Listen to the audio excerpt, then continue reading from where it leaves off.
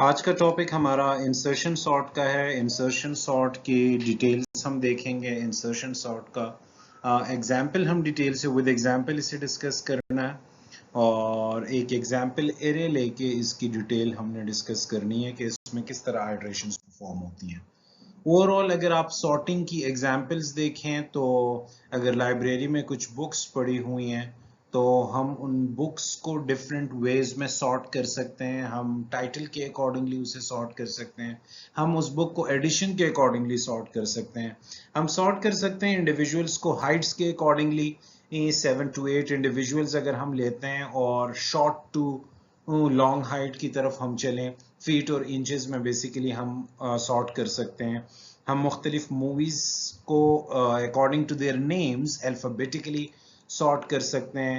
हम numeric numbers को sequentially sort कर सकते हैं। तो बहुत सारी एग्जांपल्स बन सकती हैं कि सॉर्ट जब हम करते हैं तो हम किन किन चीज़ों को, कौन कौन सी एग्जांपल्स हैं हमारे पास सॉर्टिंग की। कुछ डेफिनेशंस हैं। एक हमारे पास इंटरनल सॉर्ट है, एक हमारे पास एक्सटर्नल सॉर्ट है और एक इन प्लेस सॉर्ट है। जब हमारे पास सारा का सारा डेटा कंप्यूटर की मेन मेमोरी में मौजूद होगा, जो जो एलिमेंट्स बेसिकली हम सॉर्ट करने जा रहे हैं वो एरे के एलिमेंट्स हो सकते हैं, वो लिस्ट हो सकता है हमारे पास, वो टेक्सचुअल डेटा हमारे पास हो सकता है। हमारे पास जितना भी डेटा जो हम सॉर्ट करने जा रहे हैं अगर वो मेन मेमोरी में पड़ा है तो हम उस पर्टिकुलर सॉर्ट को क्या कहते हैं, इंटरनल सॉर्ट। अब एक और टर्मिनोलॉजी है जो यूज होती है एक्सटर्नल सॉर्ट की। अगर हमारा सारा का सारा डेटा एक्सटर्नल डिवाइस पे पड़ा है, might be stored in some external slow device, जिस तरह सेकेंडरी स्टोरेज में पड़ा हुआ है या हार्ड डिस्क में पड़ा हुआ है, तो इस तरह की सॉर्ट को और उस डेटा को हमें सॉर्ट करना पड़ रहा है तो उस तरह के डेटा को क्या कहते हैं, एक्सटर्नल सॉर्ट हम कहेंगे। एक इन प्लेस सॉर्ट हमारे पास होता है, the amount of extra space required to sort the data is constant with the input size. Let's suppose हमारे पास टेक्सचुअल डेटा है, कुछ डेटा हमारे पास इंटरनल मेन मेमोरी में है और कुछ डेटा हमारे पास मेन मेमोरी का साइज कम हो जाने की वजह से वर्चुअल मेमोरी में पड़ा हुआ है या सेकेंडरी स्टोरेज। आप इस तरह समझ लें कि it's part of secondary storage उसमें पड़ा हुआ है, तो इसे बेसिकली इन प्लेस सॉर्ट कहते हैं। जो डेटा हमारे पास मेमोरी में होगा उस पर सॉर्टिंग चल रही होगी और फिर with the passage of time हमने वर्चुअल मेमोरी से वो डेटा मेन मेमोरी में लाना है और उस पे सॉर्टिंग टेक्निक अप्लाई करनी है। तो तीन डेफिनेशंस हैं हमारे पास। जब हमारे पास डेटा मेन मेमोरी में पड़ा होगा और हम सॉर्टिंग अप्लाई कर रहे होंगे कोई भी सॉर्टिंग की टेक्निक, तो वो इंटरनल सॉर्ट कहलाएगा। जब हमारे पास डेटा एक्सटर्नल स्टोरेज या हार्ड डिस्क में पड़ा होगा और हम उस पर सॉर्टिंग की टेक्निक अप्लाई कर रहे होंगे तो इसे एक्सटर्नल सॉर्ट कहते हैं। अगर हमारे पास कुछ डेटा मेन मेमोरी में पड़ा और कुछ डेटा हमारे पास एक्सटर्नल स्टोरेज पे पड़ा हुआ है तो जब उस पे हम सॉर्टिंग टेक्निक अप्लाई करेंगे तो उसे इन प्लेस सॉर्ट की टर्मिनोलॉजी उसके लिए यूज होती है। अब हम इंसर्शन सॉर्ट को देखेंगे। सबसे पहले मैं इंसर्शन सॉर्ट के लिए प्लेइंग कार्ड्स की एग्जांपल आपके सामने रखूंगा। लेट्स सपोज कुछ कार्ड्स आपके हाथ में आपने पकड़े हुए हैं, आपके लेफ्ट हैंड में सारे के सारे कार्ड्स बेसिकली टेबल पे पड़े हुए हैं। आप टेबल से राइट हैंड पे कोई कार्ड उठाते हो और लेफ्ट हैंड में उसे रख लेते हो, वो आपका यानी बेस एलिमेंट है। लेफ्ट हैंड पे जितने भी एलिमेंट्स आपके पास आते हैं, इस टाइम हमारे पास क्योंकि एक ही कार्ड हमने उठाया है तो हमारे लेफ्ट हैंड में एक ही एलिमेंट है। जब हमारे लेफ्ट हैंड में एक ही एलिमेंट होगा तो वो तो ऑलरेडी सॉर्टेड है, उसके लिए तो वरी होने की जरूरत नहीं है। अब हम क्या करेंगे, अब हम टेबल से दूसरा एलिमेंट राइट हैंड पे निकालेंगे और लेफ्ट हैंड पे जो कार्ड हमारे पास है उस पे जो न्यूमेरिक नंबर लिखा हुआ है उसके साथ हम उसे कंपेयर करेंगे। अगर जो कार्ड हमने उठाया है टेबल से उसका न्यूमेरिक नंबर लेस है लेफ्ट हैंड में जो आपने कार्ड पकड़ा हुआ है तो हम उसे उस कार्ड के नीचे रख देंगे। अगर उठाए हुए कार्ड पे जो न्यूमेरिक नंबर लिखा हुआ है हमारे लेफ्ट पे पकड़े हुए कार्ड से वो ग्रेटर है तो हम उसे उसके ऊपर रख देंगे। तो ये जस्ट मैंने एक एग्जांपल आपको दी है। Start with an empty left hand and the cards facing down on the table. आपके टेबल पे सारे के सारे कार्ड्स पड़े हुए हैं, आपने इनमें से एक कार्ड उठाया और लेफ्ट हैंड में अपने रख लिया। अब remove one card at a time from the table. अब आपके पास एक ही कार्ड लेफ्ट हैंड में है और ये ऑलरेडी एक ही कार्ड होगा तो वो तो सॉर्टेड ही होगा। अब हम क्या करेंगे कि टेबल पे पड़े हुए कार्ड से एक और कार्ड उठाएंगे और उस पर्टिकुलर कार्ड को हमने क्या करना है, ये जो हमारे पास लेफ्ट हैंड में जो कार्ड पड़ा हुआ है इसके साथ कंपेयर करना है। Remove one card at a time from the table and insert into the correct position in the left hand. अब करेक्ट पोजीशन मैंने आपको बताई है, अगर जो जो जो मैंने रिसेंटली कार्ड उठाया है टेबल से, उस पे जो न्यूमेरिक नंबर लिखा हुआ है, अगर वो मेरे लेफ्ट हैंड में जो कार्ड है उस पे जो न्यूमेरिक नंबर लिखा हुआ है उससे लेस है तो मैं उसे नीचे प्लेस करूंगा, अगर उससे ग्रेटर है तो उसके ऊपर प्लेस कर दूंगा। तो ये मैंने अभी आगे आपको सिमुलेशंस में करवाना है सारा का सारा। Compare it with each of the cards already in the hand. आपके हाथ में लेफ्ट हैंड में जो ऑलरेडी कार्ड है आप उससे उसे कंपेयर करें। The cards held in the left hand are already sorted. आपके लेफ्ट हैंड में जो कार्ड्स हैं वो ऑलरेडी सॉर्टेड हैं। These cards were originally in the top cards of the pile on the table. तो ये तो जस्ट मैंने आपको एक एग्जाम्पल बताई है। अब इस एग्जाम्पल को जरा डिटेल से देखते हैं कि ये वाकई इसी तरह है। लेट्स सपोज हमारे पास कुछ एलिमेंट्स पड़े हुए हैं टेबल पे, 6 पड़ा हुआ है, 10 पड़ा हुआ है, 24 पड़ा हुआ है, 36 पड़ा हुआ है। Now we have to insert 12. We need to make room for it by moving first 36 and 42. अब मैंने 12 को इंसर्ट करना है इस पर्टिकुलर लिस्ट पे और मैं चाहता हूं कि ये एक ऑर्डर में इंसर्ट हो, सॉर्टेड ऑर्डर में। तो उसके लिए मुझे सबसे पहले 36 को मूव करना होगा, फिर मुझे 24 को राइट साइड पे मूव करना होगा और फिर मुझे करेक्ट प्लेस पे मैं यहां 12 इंसर्ट कर दूंगा। ये इसका करेक्ट प्लेस। ये तो मैंने आपको स्लाइड में ये चीजें करवा दी हैं, लेकिन हम इसके इटरेशंस परफॉर्म करेंगे और डिटेल से मैं आपको बताऊंगा कि बेसिकली मैंने 36 को मूव किस तरह किया, मैंने 24 को मूव किस तरह किया और इन्हें मूव करके मैंने 12 को करेक्ट पोजीशन पे इंसर्ट कैसे किया। तो यही चीजें हमने इंसर्शन सॉर्ट में आगे करनी है। अब देखें, 12 को इंसर्ट करने के लिए मैंने सबसे पहले 36 को राइट साइड पे मूव किया, फिर मैं 24 को राइट साइड पे मैंने मूव किया, 36 को मूव किया। अब ये स्पेस मैंने किस लिए की है, 12 के लिए। अब 12 को मैं जब यहां इंसर्ट करूंगा तो ये एक करेक्ट ऑर्डर होगा इस पर्टिकुलर लिस्ट का। लेकिन हम देखते हैं आगे कुछ एलिमेंट्स लेते हैं और उस एलिमेंट्स के साथ एज एन एग्जांपल डिस्कस करते हैं सारी चीजें। अब this is basically right in front of you. ये आपके पास एक इनपुट एरे है, ये आपका फर्स्ट इंडेक्स है, ये आपका सेकंड इंडेक्स है, ये आपका थर्ड इंडेक्स पे 4 पड़ा हुआ है, फोर्थ इंडेक्स पे 6 पड़ा हुआ है, फिफ्थ इंडेक्स पे 1 पड़ा हुआ है और सिक्स्थ इंडेक्स पे 3 पड़ा हुआ है आपके पास। अब सबसे पहले आपके पास क्या 5 एलिमेंट लेफ्ट पे है, तो अब जब एक ही एलिमेंट आपके पास होगा तो वो तो ऑलरेडी सॉर्टेड होगा। फिर आपने क्या करना है, यहां एक लाइन लगानी है। अब आपके पास सेकंड एलिमेंट क्या है, 2।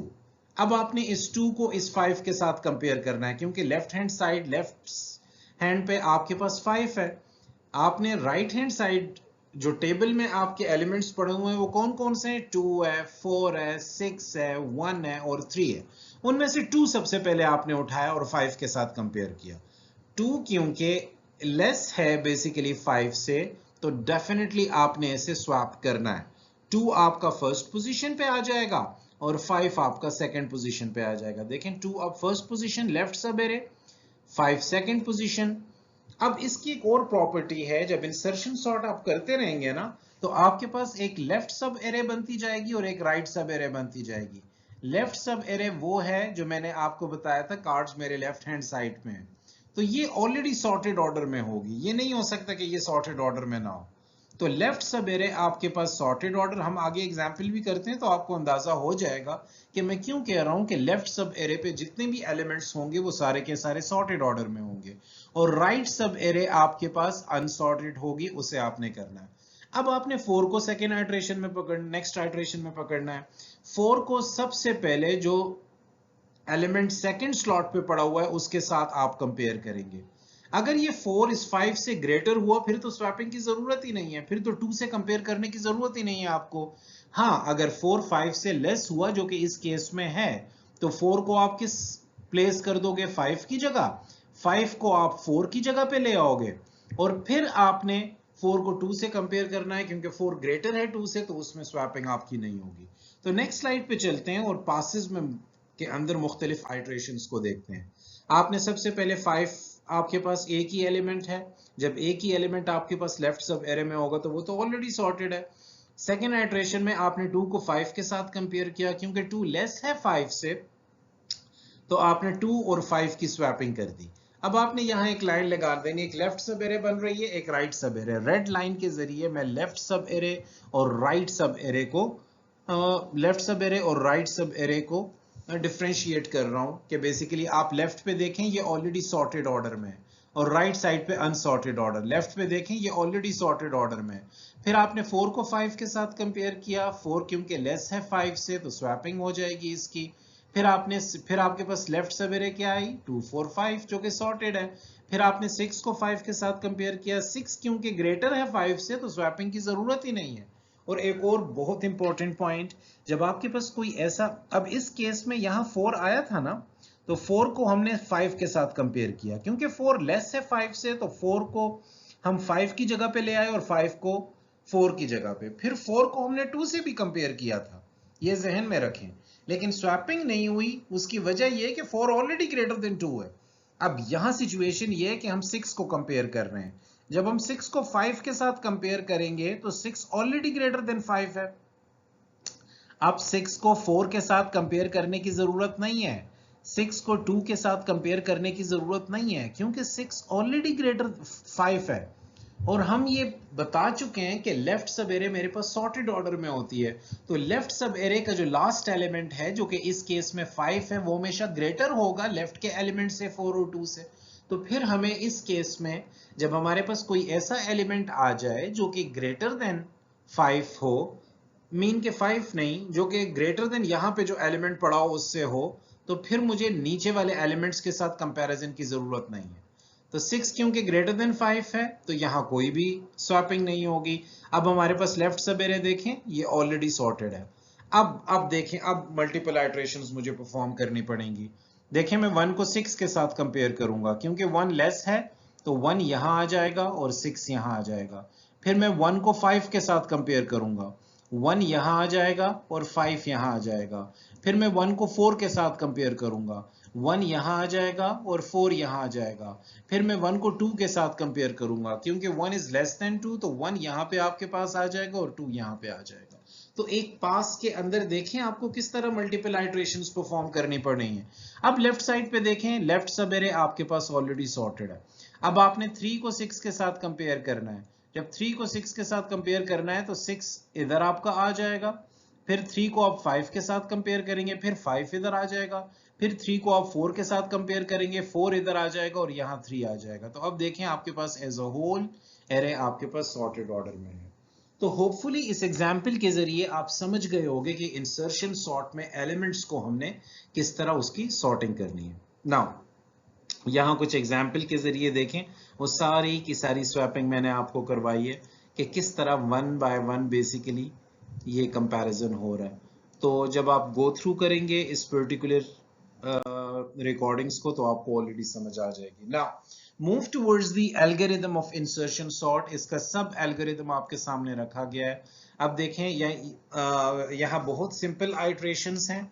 आपने बहुत आराम से तसल्ली से पॉज करके इस वीडियो को और ड्राई रन करना है। एक पेपर और पेन लेना है और पेपर पे इसे आपने ड्राई रन करना है। अब देखें, जे की इनिशियल वैल्यू आपके पास 2 है, क्योंकि हम हमेशा सेकंड एलिमेंट को कंपेयर करते हैं फर्स्ट एलिमेंट से ना। फर्स्ट एलिमेंट तो हमारे पास ऑलरेडी सॉर्टेड होता है। जब फर्स्ट एलिमेंट हमारे पास सॉर्टेड है तो हमें 1 से स्टार्ट करने की जरूरत नहीं है, हम 2 से स्टार्ट करेंगे। अब की वो एलिमेंट है बेसिकली जो मैं प्लेस करना चाहता हूँ करेक्ट पोजीशन पे। तो जे की वैल्यू 2 है तो ए के 2 पे कौन सी वैल्यू पड़ी हुई है?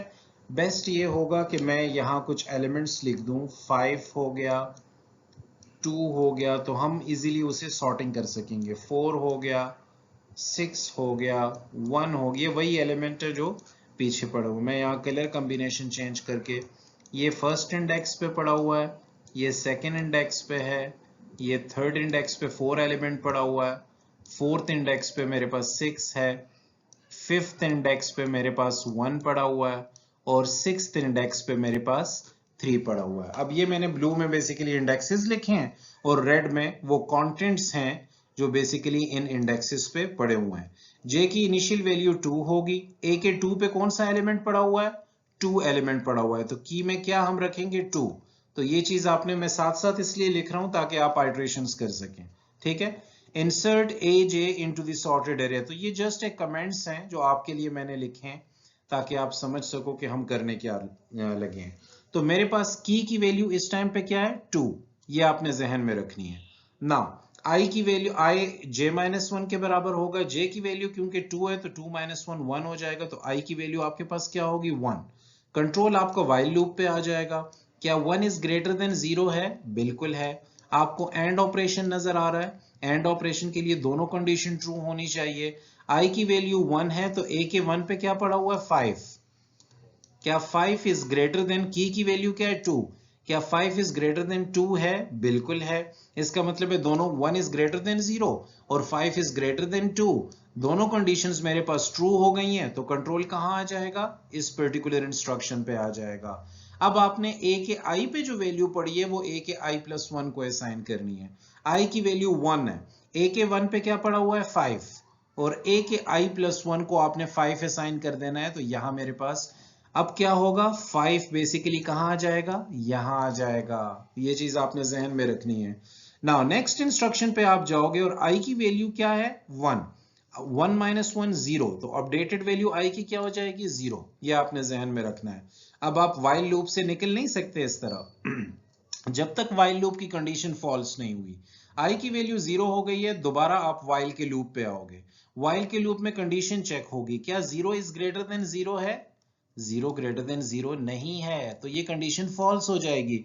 मुझे दूसरी कंडीशन चेक करने की जरूरत ही नहीं है क्योंकि एंड ऑपरेशन है और एंड ऑपरेशन के लिए दोनों कंडीशंस, एंड ऑपरेशन के ट्रू होने के लिए लाजमी है कि दोनों की दोनों कंडीशंस ट्रू हों। तो ये कंडीशन फॉल्स हो जाएगी और डायरेक्ट आपका कंट्रोल इस पर्टिकुलर लाइन पे आ जाएगा। की वैल्यू क्या थी मेरे पास 2, 2 में किसे असाइन कर दूंगा? आई की वैल्यू क्या है इस टाइम मेरे पास 2 में आई की वैल्यू, इस टाइम आई की वैल्यू 0 हो गई थी ना, 0 प्लस 1 1, तो a का 1 पे मैं 2 रख दूंगा, तो a के 1 पे क्या आ जाएगी 2। अब ये देखें स्वैपिंग मेरे पास हो गई है, 2 और 5 को मैंने स्वैप कर दिया है। तो होपफुली आप इस पर्टिकुलर प्रोसीजर को आप समझ गए होंगे। मैं कलर कॉम्बिनेशन चेंज करके अब आपको सेकेंड आइट्रेशन करवाता हूं। अब आपका कंट्रोल जब यहां से निकलेगा तो अब आपका कंट्रोल कहां पे जाएगा? अब आपका कंट्रोल, क्योंकि वाइल लूप को तो आप देख चुके हो, अब आउटर लूप पे जाएगा। अब जे की वैल्यू इस टाइम पे क्या होगी? जे की वैल्यू अब आपके पास 3 हो जाएगी। अब मैं यहां लिख रहा हूं आपके लिए, ये जे की वैल्यू आपके पास 3 हो जाएगी। ए के 3 पे क्या पड़ा हुआ है? ए के 3 पे 4 पड़ा हुआ है, तो की को आप क्या असाइन करोगे? अभी आप की में हमारे पास इस टाइम पे क्या पड़ी हुई है? जे की वैल्यू जब 3 है तो ए के 3 पे 4 पड़ा हुआ है, तो की वैल्यू क्या हो जाएगी 4 हो जाएगी। आई की वैल्यू आपके पास क्या हो जाएगी? जे माइनस 1, आई की वैल्यू आपके पास 2 हो जाएगी। आपका कंट्रोल इस पर्टिकुलर वाइल लूप पे आ जाएगा। एक मिनट मैं इसे थोड़ा सा रिमूव करके ये नेक्स्ट आइट्रेशंस आपके लिए अच्छे तरीके से कर सकूंगा। Okay, coming back to the point, I की वैल्यू क्या हो जाएगी आपके पास 2 हो जाएगी, 3 माइनस 1 2। नाउ अब आप कंडीशन पे आ जाएं, क्या 2 इज ग्रेटर देन 0 है? बिल्कुल है, 2 आपके पास ग्रेटर देन 0 है। और a के i पे, a के 2 पे क्या वैल्यू पड़ी हुई है 5, क्या 5 इज ग्रेटर देन की में क्या है 4, क्या 5 इज ग्रेटर देन 4 है? दोनों कंडीशन ट्रू है, तो कंट्रोल कहां जाएगा? डू वाली स्टेटमेंट पे आ जाएगा। i की वैल्यू क्या है 2, a के 2 पे जो वैल्यू पड़ी हुई है वो a के 3 को मिल जाएगी। a के 2 पे क्या है 5, तो अब वो किसे मिल जाएगी? वो a के 3 पे आ जाएगी। तो इट मींस मुझे अपडेटेड एरे, जो अब मेरे पास यहाँ जगह नहीं है तो मुझे ये रिमूव करना पड़ रहा है, तो अपडेटेड वैल्यू a के 3 पे मैंने 5 मूव कर दी है, मैं अभी इस लाइन पे हूं। i की वैल्यू 2 थी, 2 माइनस 1 1, i की वैल्यू अब 1 हो जाएगी। ना दोबारा मैंने वाइल लूप पे जाना है क्योंकि मैं वाइल लूप से नहीं निकल सकता जब तक कंडीशन फॉल्स ना हो जाए। i की वैल्यू 1 है, क्या 1 इज ग्रेटर देन 0 है? बिल्कुल है। अब i की वैल्यू 1 है तो a के 1 पे क्या पड़ी हुई है 2, a के 1 पे 2 पड़ी हुई है, क्या 2 इज ग्रेटर देन 4 है? अब कंडीशन फॉल्स हो जाएगी मेरे पास। अब जब कंडीशन फॉल्स होगी तो मैं इन दोनों लाइंस को एग्जीक्यूट नहीं करूंगा और मैं यहां पे कलर चेंज करता हूं पेन का और कंट्रोल यहां पे आ जाएगा। अब की वैल्यू क्या थी मेरे पास 4, और i की वैल्यू आखिरी क्या थी 1, तो 1 a के 2 पे अब 4 आ जाएगा, 1 + 1 a के 2 पे 4, a के 2 पे क्या आ गया 4। यही तो हम चाहते थे कि 4 इधर आ जाए और 5 हमने यहां मूव कर दिया। तो ये मैंने दो आइट्रेशंस, दो पासेस आपके लिए कंप्लीट किए हैं व्हाइल लूप की, और बहुत सारी आइट्रेशंस मैंने आपके लिए की हैं। आप इस वीडियो को पॉज करें और इसी सीक्वेंस में इन तमाम आइट्रेशंस को लेके चलें। इन केस अगर आपका कोई भी क्वेश्चन हो तो आप कमेंट्स लाजमी करें। होपफुली आप ये अंडरस्टैंड कर गए होंगे। ओके, अब हम टाइम कॉम्प्लेक्सिटी निकालते हैं, क्योंकि ये बहुत इंपॉर्टेंट है। बाजों का जब एल्गोरिथम आपके पास गिवन होता है तो आप टाइम कॉम्प्लेक्सिटी अच्छे से नहीं निकाल पाते। तो मैं कुछ कॉन्स्टेंट्स इंट्रोड्यूस करूंगा कॉस्ट के फैक्टर में, और टाइम्स में डेफिनेटली मुझे nth टर्म पे जाना होगा। तो मैं आपके लिए सबसे पहले हम क्या करते हैं, इस पर्टिकुलर लाइन के लिए करते हैं। इस पर्टिकुलर लाइन के लिए कॉस्ट में C1 कोई कांस्टेंट ले लेता हूं, और क्योंकि n टाइम्स इसने एग्जीक्यूट होना है, आप जहां से भी, क्योंकि इंसर्शन सॉर्ट में सेकंड एलिमेंट से इसलिए स्टार्ट कर रहा हूं कि जो फर्स्ट एलिमेंट मेरे पास होता है वो ऑलरेडी एक ही एलिमेंट है, तो वो तो सॉर्टेड है मेरे पास। तो इसने क्योंकि n टाइम्स चलना है तो यहां C1 n हो जाएगा। अब थोड़ा आगे चलते हैं। आगे अगर आप देखेंगे तो इस लाइन के लिए मैंने कांस्टेंट C2 इंट्रोड्यूस करवाया है, और इसने n-1 टाइम्स एग्जीक्यूट होना है, क्योंकि लास्ट वाली कंडीशन तो लूप की फॉल्स हो जाएगी ना।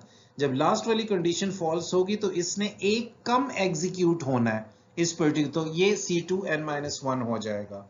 इस पर्टिकुलर लाइन ने एग्जीक्यूट ही नहीं होना, ठीक है। ये just basically to increase the understanding, ये स्टेटमेंट यहाँ लिखी गई है कि आप अच्छे तरीके से समझ पाओ। तो इसलिए इस लाइन के लिए मैंने कॉस्ट क्या इंट्रोड्यूस किया 0, और n-1 टाइम्स इसने चलना है, जस्ट आपकी अंडरस्टैंडिंग के लिए मैंने लिखा हुआ है। अब i = j-1 को लेते हैं और इसके लिए C4 इंट्रोड्यूस करते हैं। डेफिनेटली इसने n-1 टाइम्स चलना है, -1 इसलिए क्योंकि लास्ट वाली कंडीशन तो फॉल्स हो जाएगी, तो इसने n-1 टाइम्स चलना है। अब इसके लिए हम इंट्रोड्यूस करते हैं, इस पर्टिकुलर कंडीशन के लिए मैंने C5 कांस्टेंट इंट्रोड्यूस किया, और क्योंकि 2 से फॉर लूप के अंदर है ये, और 2 से स्टार्ट हो रहा है, और ये डिपेंड कर रहा है j पे, इसीलिए t of j time basically ये एग्जीक्यूट होगा। अब जब नेक्स्ट लाइन पे हम जाएंगे तो इस लाइन के लिए मैंने C6 इंट्रोड्यूस किया। अब लास्ट वाली कंडीशन, क्योंकि ऑलरेडी हमारे पास एक एलिमेंट सॉर्टेड है, तो ये -1 टाइम्स इसने चलना है। तो ये -1 इसलिए है, या आप इसे इस तरह समझ लें कि कंडीशन में लास्ट वाली वैल्यू बेसिकली फॉल्स हो जाएगी, तो वो बॉडी को रन तो नहीं करेगी, तो tj -1 टाइम्स हो गया। नेक्स्ट इस पर्टिकुलर लाइन के लिए C1 इंट्रोड्यूस किया, तो सेम एज अबव। इस वाली लाइन के लिए फिर मैंने C8 इंट्रोड्यूस किया, और इसके लिए n-1 टाइम्स इसने एग्जीक्यूट होना है, क्योंकि this is not part of while loop. While loop की बॉडी बेसिकली ये है, ठीक है ना, तो ये व्हाइल लूप की बॉडी का हिस्सा नहीं है। होपफुली आप ये कॉस्ट एंड टाइम्स की टर्मिनोलॉजी समझ गए होंगे। अब हम आगे जाके बेसिकली t ऑफ n हमने इसका इंट्रोड्यूस किया है, तो ये हम बबल सॉर्ट के लिए भी कर चुके हैं सॉरी, ये हम सिलेक्शन सॉर्ट के लिए भी कर चुके हैं। तो होपफुली आप ये अंडरस्टैंड कर गए। अब ये तमाम कॉस्ट के फैक्टर को मैंने क्या करना है, ऐड करना है। अब जब आप ऐड करोगे तो at the end of the day आपके पास बेस्ट केस एनालिसिस भी आएगा, आपके पास वर्स्ट केस एनालिसिस भी आएगा। अब बेस्ट केस एनालिसिस के लिए जो एसिम्प्टोटिक नोटेशंस यूज होती हैं वो ओमेगा की होती है। वर्स्ट केस के लिए हम बेसिकली डिफरेंट नोटेशंस यूज करते हैं। बेस्ट केस के लिए यहाँ ये नोटेशन आपको नजर आ रही है, लेकिन जो एसिम्प्टोटिक नोटेशंस हम एल्गोरिथम्स में यूज करते हैं बेस्ट केस के लिए वो ओमेगा ही है, और वर्स्ट केस के लिए हम बिग ओ नोटेशन यूज करते हैं। हम आगे देखते हैं। तो ओवरऑल अगर आप वर्स्ट केस की बात करें तो a of i is less than or equal to key, ये हमारे पास कंडीशंस थी। अपॉन द फर्स्ट टाइम, जब आप बेस्ट केस की बात करें तो upon the first time the while loop test is run when i is equal to j-1। तो इस केस में आपके पास यानी नंबर ऑफ बहुत लिमिटेड नंबर ऑफ एलिमेंट्स आपके पास, जो हमने पिछला केस पढ़ा टाइम कॉम्प्लेक्सिटी निकाली, वो सारी की सारी हमने बेस्ट केस एनालिसिस के लिए निकाली। तो बेस्ट केस एनालिसिस में ओवरऑल अगर आप देखेंगे तो ओमेगा ऑफ एन आपके पास, ये नोटेशन यहाँ ठीक नहीं डाली गई, ओमेगा ऑफ एन आपके पास ओवरऑल इसका बेस्ट केस एनालिसिस आएगा। हम इसे बेसिकली जब मैंने एसिम्प्टोटिक नोटेशंस करवाए थे तो मैंने आपको कॉम्प्लेक्सिटी, टाइम कॉम्प्लेक्सिटी किसी एल्गोरिदम की, जेनेरिक एल्गोरिदम की एक्सट्रैक्ट करना सिखाया था। तो उस पर्टिकुलर लेक्चर को आप लाजमी पढ़ें, वहां आपको ओमेगा की भी समझ आ जाएगी, बिग ओ की भी समझ आ जाएगी और थीटा नोटेशन एवरेज केस की भी समझ आ जाएगी। तो जब हम वर्स्ट केस की बात करेंगे तो हमने ज्योमेट्रिक सीरीज और अरिथमेटिक सीरीज के सम पढ़े थे। तो ये बेसिकली फॉर्मूलाज वहां से आए हैं। ये 3 डिफरेंट फॉर्मूलाज हैं। ये आप जब वो लेक्चर देखोगे तो आपको ये फॉर्मूला समझ आ जाएंगे।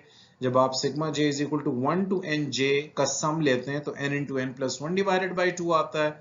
जब आप 2 से स्टार्ट करके j का सम लेते हैं तो -1, क्योंकि एक वैल्यू आपने स्किप कर दी है तो यहाँ -1 आ जाएगा। जब आप j-1 का सम लेते हैं j ऑफ 2 से n तक तो आपके पास n into n minus one divided by 2, ये आप बहुत इजीली प्रूव कर सकते हैं। तो ओवरऑल जब आप टाइम कॉम्प्लेक्सिटी निकालेंगे तो आपके पास क्वाड्रेटिक फॉर्मूला बन जाएगा an square plus bn plus c। Constant को हम इग्नोर कर देंगे, n को हम इग्नोर कर सकते हैं इजीली, क्योंकि n स्क्वायर हमारे पास डोमिनेंट टर्म है। तो ओवरऑल हमारे पास जो वर्स्ट केस बनेगा वो big O of n square बनेगा।